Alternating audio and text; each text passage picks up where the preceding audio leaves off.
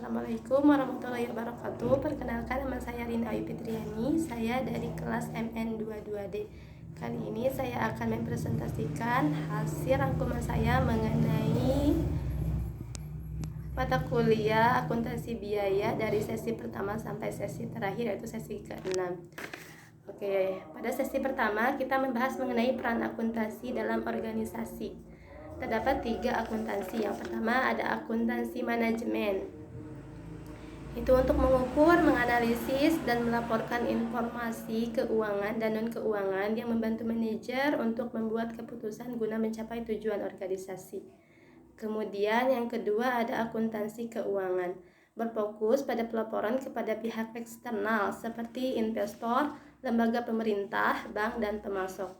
Fungsinya untuk mengukur dan mencatat transaksi-transaksi bisnis serta menyajikan laporan keuangan yang disusun berdasarkan prinsip akuntansi atau secara umum disingkat menjadi GAAP.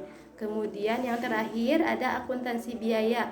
Fungsinya untuk mengukur, menganalisis, dan melaporkan informasi keuangan dan non-keuangan yang terkait dengan biaya perolehan atau penggunaan sumber daya. Terdapat 6 fungsi bisnis dalam perusahaan. Yang pertama, penelitian dan pengembangan. Kedua, desain produk, jasa, atau proses. Kemudian yang ketiga ada produksi. Yang keempat ada pemasaran. Yang kelima ada distribusi. Dan yang keenam ada layanan pelanggan. Kemudian beralih pada sesi kedua dan ketiga. Di sini kita membahas mengenai biaya. Biaya sendiri merupakan sumber daya yang dikorbankan atau dilepaskan untuk mencapai tujuan tertentu. Artinya kita harus melepaskan sesuatu untuk mencapai tujuan yang kita inginkan. Pada sesi kedua dan ketiga juga kita membahas mengenai manajer.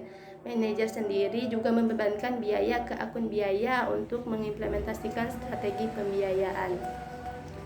Kemudian pada sesi keempat dan kelima kita membahas mengenai harga pokok pesanan yang perhitungannya berdasarkan alokasi biaya yang dibebankan pada masing-masing pesanan pekerjaan.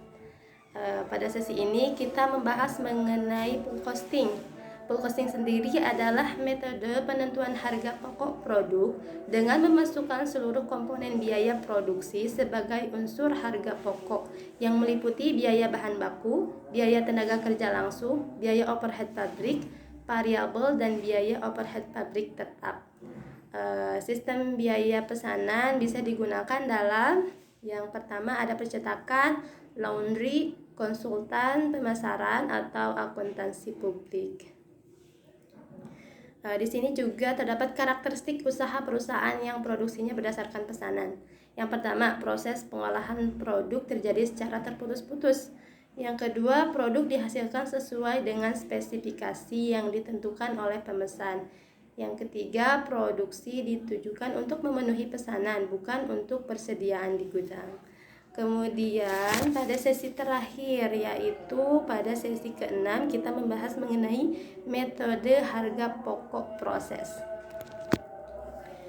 Metode mengumpulkan biaya yang digunakan oleh pesanan yang memproduksi suatu produk secara massal tanpa menunggu pesanan. Artinya pada harga pokok proses ini kita memproduksi secara terus-menerus pada setiap bulannya tanpa jeda dengan kuantitas yang sama pada setiap bulan.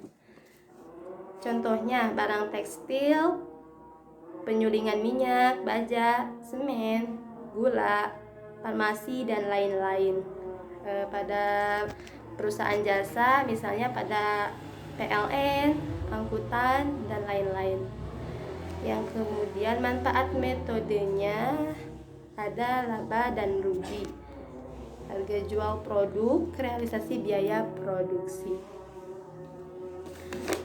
Mungkin hanya itu yang dapat saya sampaikan. Mohon maaf ada kekurangan. Terima kasih. Wassalamualaikum warahmatullahi wabarakatuh.